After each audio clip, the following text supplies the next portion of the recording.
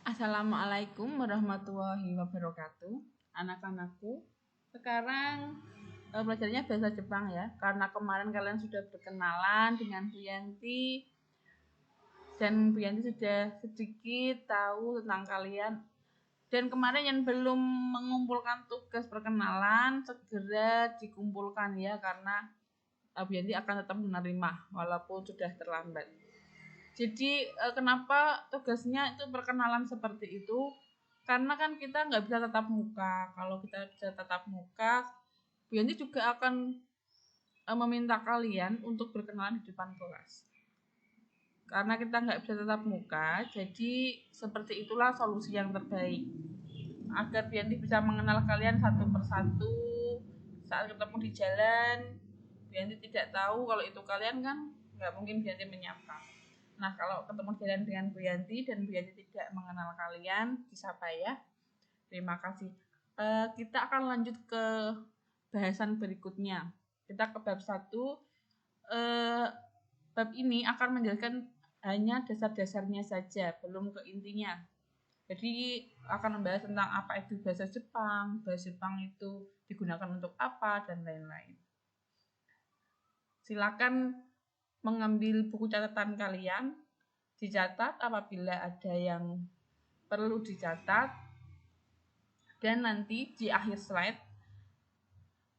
kalian akan dikasih tugas di classroom. Terima kasih. Nah, di slide ini saya akan membahas tentang sekilas tentang bahasa Jepang. Apa sih bahasa Jepang itu?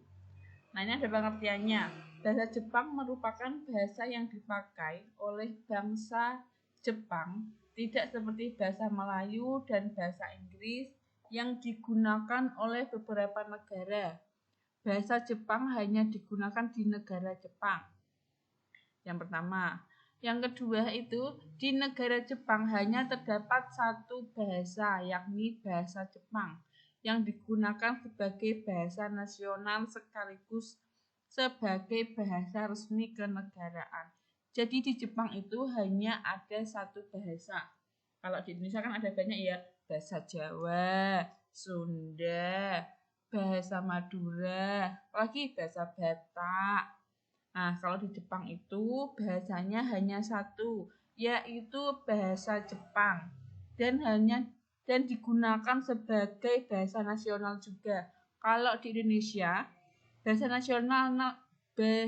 nasionalnya itu bahasa Indonesia ya. Kalau di Jepang ya bahasa Jepang.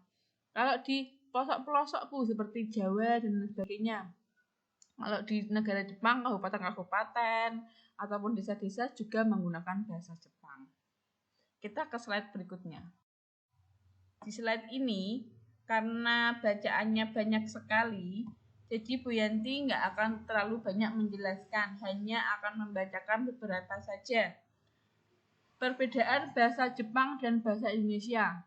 Bahasa Indonesia dan bahasa Jepang adalah dua bahasa yang sangat berbeda. Perbedaan ini dapat dilihat dari beberapa aspek. Aspek pertama, jika dilihat dari penggolongan rumpun bahasa, bisa dikatakan bahasa Jepang dan bahasa Indonesia tidak ada kekerabatan sama sekali. Bahasa Indonesia merupakan bagian dari rumpun bahasa Austronesia. Sementara bahasa Jepang hingga sekarang belum dimasukkan ke dalam rumpun manapun, karena tidak ada satupun bahasa yang mirip dengan bahasa Jepang.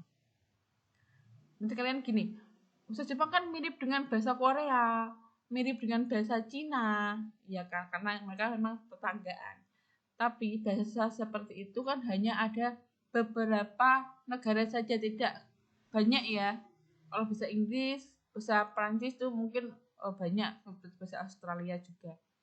Kalau bahasa Jepang itu memang sama dengan bahasa Korea, hampir sama, tapi mereka tidak ada rumpunnya. Yang kedua, aspek yang kedua, huruf yang digunakan dalam bahasa Jepang dan bahasa Indonesia sangat berbeda. Bahasa Jepang memiliki atau mempunyai 3 huruf, yaitu kanji, hiragana, dan katakana. Sementara itu, bahasa Indonesia hanya menggunakan 1 huruf, yaitu huruf Latin. 3. Dilihat dari struktur pembentukan kalimatnya, bahasa Jepang mempunyai aturan sangat berbeda dengan bahasa Indonesia. Predikat dalam bahasa Jepang diletakkan di akhir kalimat, sedangkan predikat dalam bahasa Indonesia diletakkan di tengah. Yang keempat, jika dilihat dari partikel kalimat, makna kalimat bahasa Jepang ditentukan oleh partikel yang menjadi penanda fungsi atau kata. Sedangkan makna kalimat dalam bahasa Indonesia ditentukan oleh urutan kata. Jika dilihat dari ragam bahasa, ini aspek yang kelima ya. Jika dilihat dari ragam bahasa, dalam bahasa Jepang dikenal dengan tingkatan ragam hormat. Seperti dalam bahasa Jawa, bahasa Indonesia tidak ada tingkatan ragam hormat dan hanya ada ragam bahasa formal dan informal. Slide yang keempat ini kita akan membahas bagian-bagian bahasa Jepang atau macam-macam bahasa Jepang, yaitu 3 macam hurufnya. Yang pertama, di Jepang itu terdapat huruf kanji, huruf paling tua. Huruf kanji diambil dari kanji Cina. Namun, seiring berjalannya waktu, perlahan-lahan huruf kanji di Jepang maupun di Cina banyak mengalami perubahan. Yang kedua, katakana, huruf yang diciptakan oleh pendeta Buddha di Jepang. Huruf tersebut konon merupakan penyederhanaan dari huruf kanji, karena huruf katakana diciptakan oleh para laki-laki. Huruf katakana memiliki coretan yang tegas. Karena diciptakan oleh laki-laki, maka huruf katakana memiliki coretan yang tegas ya. Yang ketiga, huruf hiragana diciptakan oleh para wanita di dalam istana yang mulai belajar sastra. Oleh karena itu, huruf hiragana terlihat lebih anggun daripada huruf katakana. Apakah kalian akan belajar huruf hiragana, katakana, dan kanji? Enggak. Jadi di bahasa Jepang ini kalian enggak akan diajarkan huruf Jepang. Hanya diajarkan bahasanya saja. Umpama artinya ya, saya artinya dalam bahasa Jepang adalah watashi wa. Nah, seperti itu. Terima kasih. Terima kasih sudah mendengarkan pembelajaran hari ini. Semoga kalian tetap semangat, tetap rajin mengerjakannya. Jangan lupa soal harus dikerjakan. Jangan lupa yang belum mengerjakan soal perkenalan tetap harus mengirim ke nomor Bu Yanti ya. Saya tunggu sampai akhir semester. Nanti kalau memang ada yang kurang nilainya, kalian bisa hubungi Bu Yanti. Apabila tidak terselesaikan sampai akhir semester, maka nilai rapot yang ada adalah nilai murni untuk kalian. Terima kasih. Assalamualaikum warahmatullahi wabarakatuh.